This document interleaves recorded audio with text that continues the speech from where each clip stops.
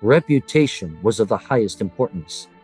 Slights, both real and imagined, and no matter how inconsequential to mainstream sensibilities, had to be answered at all costs, even if the cost would be measured in young lives.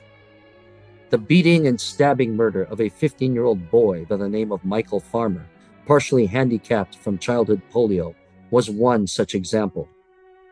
The incident occurred on July 31st, 1957, 2 years before the Sportsman Forsyth Street Boys gang war, with the possession of a community swimming pool at New York's Highbridge Park being the stated cause of Michael Farmer's death. The boy himself, though handicapped, had been a member of the Jesters, rivals of both the Dragons and the Egyptian Kings, according to author Boabdil Vazquetelles, who went to high school with Michael Farmer.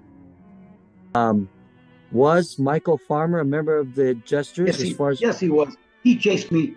He chased me from the pool on an occasion. He had a limp, but he could run pretty fast without a limp.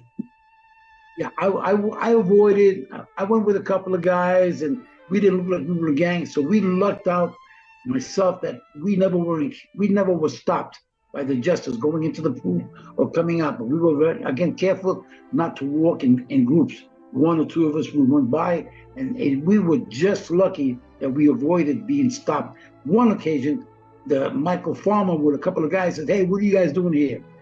And as he said that before another question, I just took off and ran, and he did chase me. Roger McShane was at the Highbridge Park with his friend, Michael Farmer. He had survived the attack, though had been seriously injured. He would later testify for the state of New York while receiving daily death threats at school. We asked Boabdil Vazquetelles whether or not Roger McShane himself had been a member of the Jesters. Was McShane a member too? Yes, he was. Yes, he was. They were all, you had to be. If you were in label, you had to be a member of the gang. Whether you were an active member that whatever, you signed papers or anything, no. But just by hanging out with them, you were a member. This was the first trial that had been broadcast over the radio.